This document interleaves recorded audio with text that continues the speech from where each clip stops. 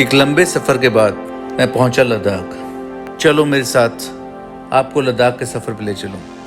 काफ़ी पब्लिक आ रखी है यहाँ पे। चलो निकलते हैं यार, पैंगोंग जाना है। हाँ यार, बीच में ना सैम सैंड है, वहाँ चलते हैं। बाकी ऊपर मोनेस्ट्री है, मोनेस्ट्री भी नहीं जा रहे भाई, क्योंकि हमें पैंगोंग टाइम से पहुँचना है। दोस्तों, जैसे कि आपने मेरे लास्ट व्लॉग में देखा होगा कि हम नुब्रा वैली पहुंच गए थे और वहाँ पे हमारा काफ़ी अच्छा नाइट स्टे रहा। होटल काफ़ी अच्छा था, ग्रीनरी बड़ी अच्छी थी। फिर वहाँ से हम निकलने के बाद मैं यहाँ पे डिस्ट्रिक्ट में पहुँचा था, बुद्धा टेम्पल में, और ये हम घूमे। काफ़ी खूबसूरत जगह है, काफ़ी अच्छे नज़ारे हैं। डेफिनेटली अगर आपका नुब्रा वैली आना होगा तो डेफिनेटली ये आपको रास्ते में मिल जाएगा, तो आप यहाँ आइएगा। ऊपर मोनेस्ट्री भी है। हमने जाना था पैंगोंग लेक, और नुब्रा वैली से पैंगोंग लेक अराउंड 240 किलोमीटर था, और ऑलरेडी हमें वहाँ पे मेरे ख्याल से 11-12 बज चुके थे। और 240 किलोमीटर का मतलब है पहाड़ी रास्ते पे अराउंड 5 से 6 घंटे का रास्ता, कम से कम 5 से 6 घंटे लगने वाले थे। तो हम वहाँ पे मोनेस्ट्री इसलिए भी नहीं जा पाए, और उसके बाद हम सीधा निकल गए अपने रास्ते पे।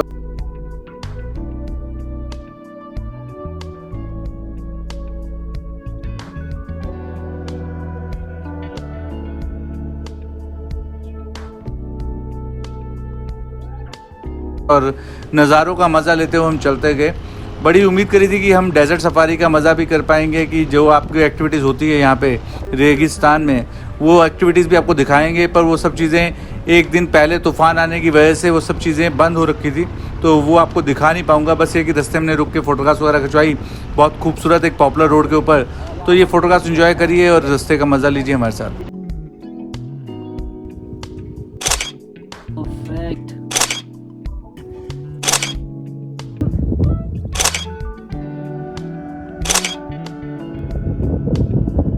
नेचुरल ब्यूटी की अगर बात की जाए, वाकई में मतलब कोई ऐसा इसमें वो नहीं है हेर फेर।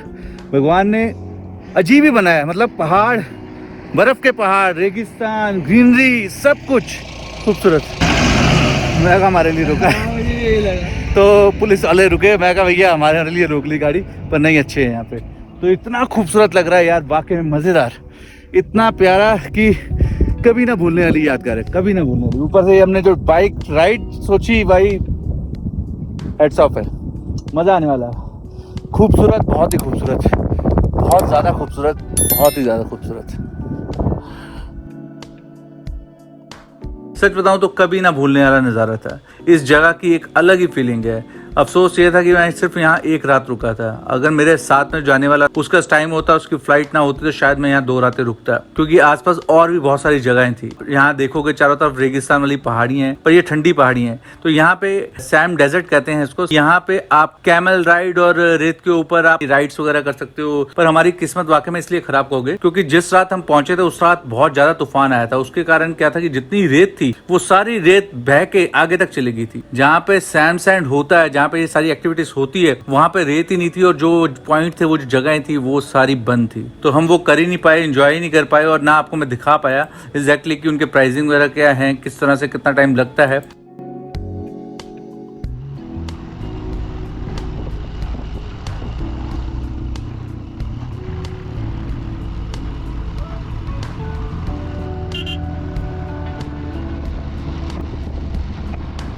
और दूसरी बात, अगर आप इन जगहों पे जाने वाले हो, जब लद्दाख पहुंचते हो, लद्दाख पहुंचने के बाद आप यहाँ तो वहाँ पे गाड़ी से सफ़र करोगे, या आप पीछे से कोई गाड़ी लेके आओगे अपनी गाड़ी, या फिर सबसे बेस्ट तरीका बाइक राइड का, जिसका अलग ही फीलिंग है। मोटो व्लॉगिंग, यानी अगर मैं बात करूँ बाइक पे, मैंने इतना खूबसूरत सफ़र शायद ज़िंदगी भर कभी ना कर पाऊँ और ना कभी किया।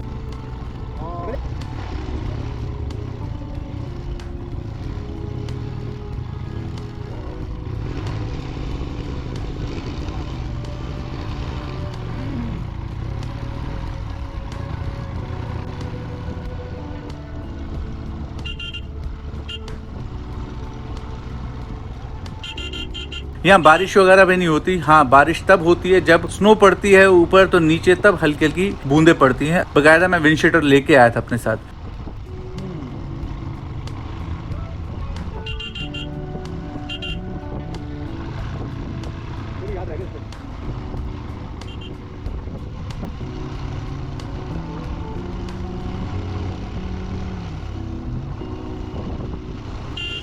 तो हमें महाराष्ट्र के और लोग भी मिले हैं। और तो ये मुंबई से आ रखे हैं ये लोग भी। पैंगोंग जा रहे हो? Very good. और कैसा रहा एक्सपीरियंस रहा? बहुत मस्त था। एक मट्टी का ढेर था जिसमें हम गिर चुके हैं और मिट्टी के ढेर में गिरे हो ना? और मजा। साइड पे तो नहीं गिरे ना? बिल्कुल नहीं। हाँ, वो भाई हम लेक देख के रुक गए, ये भी बाइक रोक के खड़े थे, मज़ा आ गया। अरे यार बाल तो साले ख़राब हो रखे हैं हेलमेट पहन के। तो मज़ेदार यार वाकई में, पर रास्ता बड़ा ख़तरनाक है। साला बाइक ऐसे चलानी पड़ रही है जैसे छोटे होते हम नहीं चलाते थे 10-10, 20-20 की स्पीड पे। हाँ वो बहुत डर लगता है भाई, पर वाकई में मज़ेदार है। याद रहेगा ये सफ़र, बहुत ही खूबसूरत। अभी पीछे का नज़ारा दिखाता हूँ, मज़ेदार है। सो गाइस क्या व्यू है यार, मज़ेदार।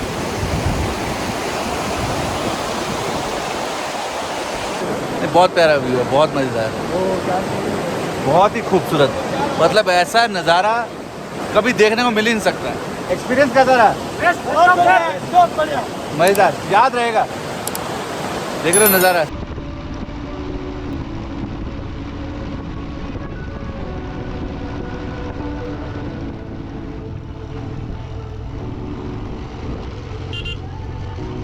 अगर आप लेह लद्दाख का प्लान कर रहे हो तो अप्रैल मई से ये टाइम स्टार्ट हो जाता है और टिल सितंबर अक्टूबर तक रहता है। उसके बाद यहाँ का जो मौसम है बहुत ज़्यादा ख़राब हो जाता है। आप बिलीव नहीं करोगे, जून के अंदर मैं आया था और जून के अंदर मैंने स्नोफॉल देखा और इतना खतरनाक स्नोफॉल देखा, वो आपको आगे आने वाली वीडियोज़ में नज़र आएगा।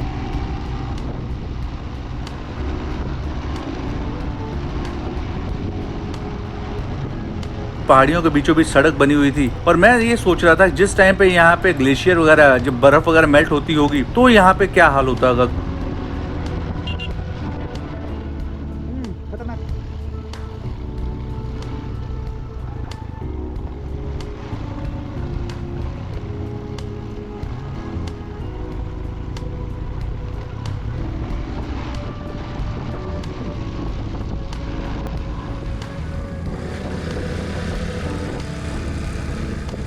पर जो रास्ते थे इतने खूबसूरत थे कि यहाँ आसपास रेगिस्तान, बीचों बीच सड़क, साथ में पहाड़ और साथ में दरिया बहता हुआ, नदी बहते हुए, बहुत ही खूबसूरत नज़ारे थे, यानी आंखों में बस जाने वाले।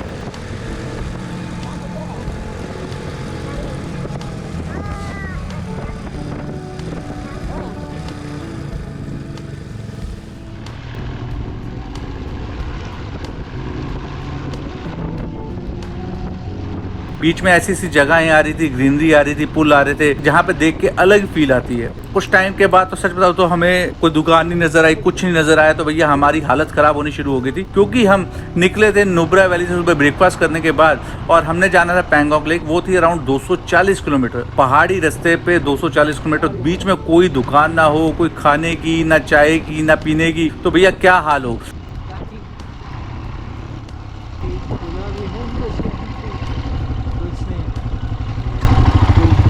बंद है? खाने को कहाँ मिलेगा? मिल जाए, थोड़ा दूर में जाएगा। मिल जाएगा। कितना रह गया पैंगोंग? पैंगोंग यहाँ से 120 हैं? 120 कितना? 120 किलोमीटर? क्या बात कर रहे हो हम? यहाँ से टांग से 60 किलोमीटर।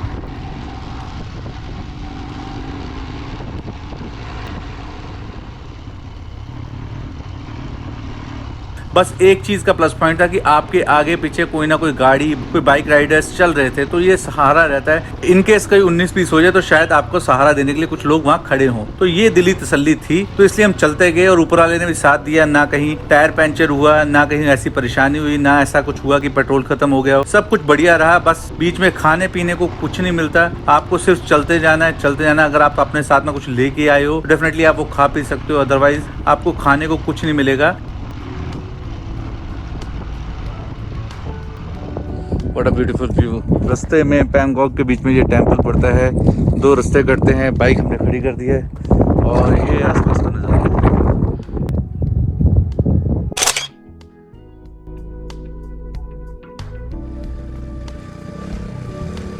बीच में रास्ते कुछ खराब थे, कुछ खराब तो ऐसे खराब थे कि बस बुरा हाल था, क्योंकि वो रास्ते पानी निकलने की वजह से वहाँ पे पूरा रोड टूटा हुआ था। पत्थरों के ऊपर ऊपर से निकल के जाना, बहुत ज़्यादा डर लग रहा था कहीं ना कहीं ये एक पत्थर हमारा कहीं टायर ना फाड़ दे या गाड़ी में कोई नुकसान ना कर दे।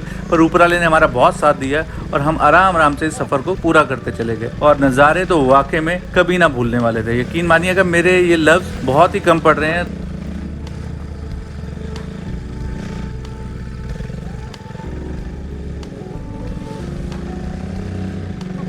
तो गाइस मुझे नहीं पता मेरी हालत कैसी है, बाल तो बहुत ज़्यादा बुरे हो रहे हैं। मतलब खूबसूरत रास्ता है, बहुत ही बेहतरीन है, पर 2-3 चीज़ें मुझे ख़राब लगी हैं। मतलब पूरे रास्ते में कहीं कुछ खाने को नहीं है। वो तो शुक्र है कि बहुत सारे लोग साथ साथ चल रहे हैं, अदरवाइज़ अगर आप अकेले हो तो सच में हालत ख़राब हो जाए। बाकी रास्ता बहुत ही खूबसूरत है, खाने के लिए कुछ भी नहीं है। हम नुब्रा वैली से डायरेक्टली पैंगोंग जा रहे हैं और जैसे कि लोग मिसगाइड कर रहे थे, अभी बीच में एक भाई साहब मिल गए थे, वो कह रहे भाई साहब अभी भी 120 किलोमीटर है। साला डरा रहा था वो, तो हमें पागल बना रहा था। बाकी बहुत ही खूबसूरत रास्ता है। फिलहाल मतलब ये एक चीज़ अच्छी है, पहाड़ों के बीचों बीच में से रास्ता बना हुआ है, स्मूथ। बीच में कुछ रास्ता ख़राब आता है। 2:30 बजे, 2:18 और बाइक राइड पहले करी है कभी? पहली बार। मैंने भी मतलब इतना खतरनाक रास्ते पे पहली बार ड्राइव करी है। वैसे अपनी दिल्ली की छोटी छोटी गलियों में चलाई है भाई, पर याद रहेगी अभी। बस टायर गंजा ना होता है, थोड़ा कॉन्फिडेंस फिर भी ठीक रहता है। और कॉन्फिडेंस वहाँ डाउन हो जाता है जब डाउन जाना होता है, ढलान उतरनी होती है और ब्रेक मारने का चक्कर होता है। समझ लो उस टाइम पे स्लिप होनी है बाइक, इसलिए भैया आहिस्ता आहिस्ता चलाते हैं तो ब्रेक मारने का चक्कर ही खत्म हो जाए।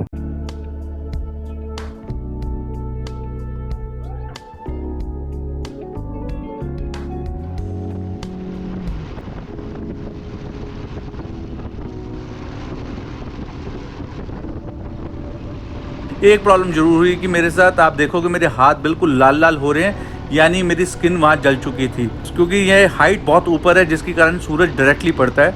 तो मेरे ग्लव्स पता नहीं अपने कहाँ रख दिए थे, कहाँ नहीं रख दिए थे, मुझे मिले नहीं। मैंने कहा कोई बात नहीं, दोपहर का वक्त है, ठंडी हवा लग रही है, क्योंकि हवा ठंडी चलती है भले धूप हो। और मैं चलता गया, थोड़ी देर बाद देखा तो मेरे हाथों पे ऐसे लाल निशान हो गए। वो लाल निशान क्या था, मेरी पूरी स्किन बर्न हो गई थी, और वो हाल ऐसा हुआ कि अभी तक मेरे हाथों में वो निशान है। ऑलमोस्ट 1-1.5 महीना लगेगा स्किन को नॉर्मल होने में। तो ये हाल ख़राब होता है। तो इन केस अगर आप जा रहे हो तो प्लीज़ अपने हाथों को, स्किन को कवर करके रखिएगा, चश्मा लगा कर रखिएगा, इस चीज़ का खास ध्यान रखिएगा। कुछ लोग तो बाइक का एंजॉय करने के लिए क्या करते थे, ग्रुप में आते थे तो एक बाइक ले ली और साथ में गाड़ी रखते थे, तो एक बाइक पे ट्राई करते रहते थे। कभी वो चलाते थे, फिर थक जाते थे, गाड़ी में बैठ जाते थे।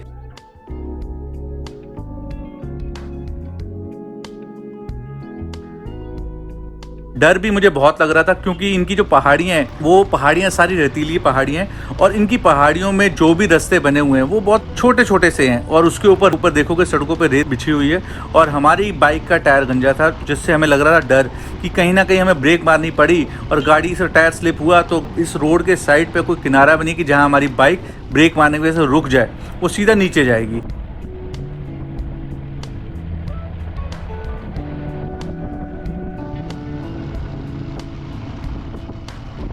उसकी वजह से क्या था कि मैं पूरी ड्राइव 20 से 30 की स्पीड पे कर रहा था। वीडियो पे मत जाना, वीडियो थोड़ा मैं फास्ट करके चला रहा हूँ। यहाँ पे बाइक चलाने का एक अलग ही अपना मज़ा है।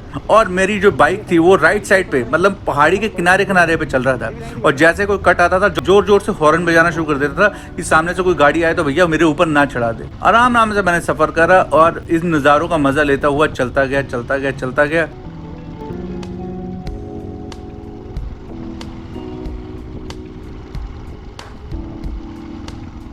आज हम खूबसूरत वादियों के अंदर, पर एक ही अफसोस के साथ हम चल रहे हैं, कहीं कुछ खाने का नहीं है, सब कुछ बंद है। लॉकडाउन तो खुल गया है मेरे ख्याल से, पर काफ़ी सारी छोटी छोटी शॉप्स बनी हुई हैं, सब बंद है। इवन विलेज के अंदर से निकल के आ रहे हैं वो भी बंद है। पेट्रोल पंप भी नहीं है। पेट्रोल वैसे तो हमारी बाइक में हमने वहीं से भरवाया था, टैंकी फुल कराई थी, अभी तक हाफ हुआ है, पर फिर भी ध्यान रखना पेट्रोल का। बाकी तो कोई दिक्कत नहीं है।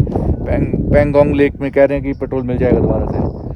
रास्ता बहुत खूबसूरत है। हम रुके हैं, दुख गया पिछवाड़ा, अरे बैठे काफ़ी देर से चला रहे हैं। हम सोच रहे हैं अभी कुछ खाने का आएगा, अभी कुछ आएगा, पर कुछ नहीं आया। एक चीज़ और है यार, पूरी स्किन ख़राब हो गई है। मतलब कह रहे थे धूप बहुत ज़्यादा लगती है, तो मैं SPF ले आया हूँ, और यहाँ साला वो ठंड से स्किन ड्राई हो गई है। ऊपर से बाइक चला रहा हूँ तो हाथ की स्किन भी पूरी जल गई है। पता नहीं ग्लव्स कहाँ रख दिए मैंने, पानी भी ख़त्म हो गया, पानी भी नहीं है। अभी तो नौबत ऐसी आ गई है, खड़े हो गए ना हाथ लाने वाले हैं, भैया कुछ पानी दे दो, खाने को दे दो। चलो भाई, वैसे दूध है अपने पास, आखिरी ऑप्शन बचेगा तो दूध पियेंगे। अभी नुब्रा यहाँ से है 55 किलोमीटर के आसपास।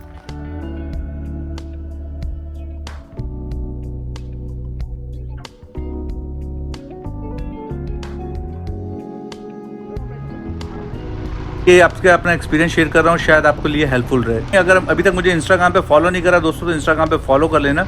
जब भी मैं जाता हूँ शूट करता हूँ, पर ये वीडियो एडिट और अपलोड होने में टाइम लगता है, उससे पहले मैं स्टोरीज वगैरह फोटोग्राफ्स वगैरह मेरी इंस्टाग्राम पे आ जाती हैं। तो अगर आप चाहते हैं कि मैं कहाँ जा रहा हूँ, कहाँ घूम रहा हूँ, तो डेफिनेटली आप मुझे फॉलो कर सकते हो मेरी इंस्टाग्राम ID पे। तो उम्मीद करता हूँ ये वीडियो आपको अच्छी लगी हो तो भैया लाइक मार देना अगर आपने यहाँ तक देख ली हो तो।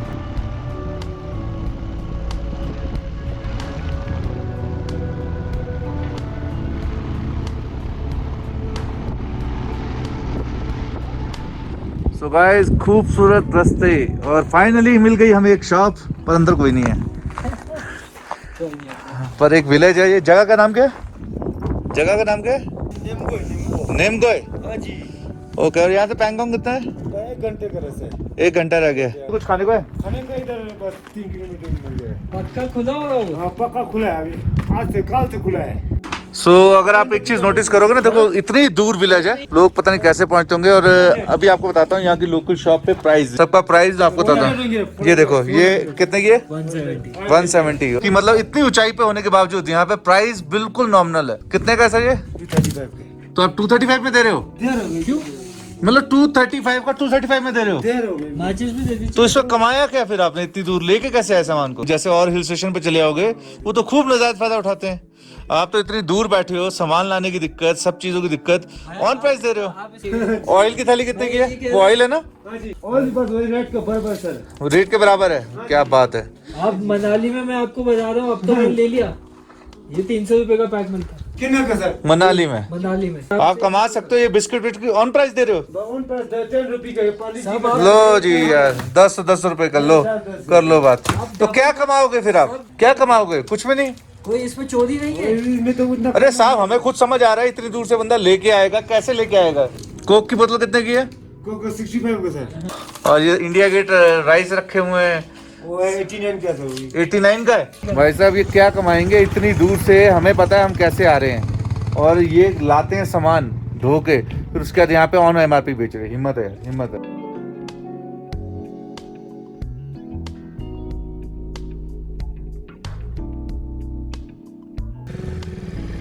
तो फाइनली एक जगह पहुंचे हैं जहाँ पे हमें थोड़ा नेटवर्क मिल गए हैं, खाने के ऑप्शन दिख रहे हैं।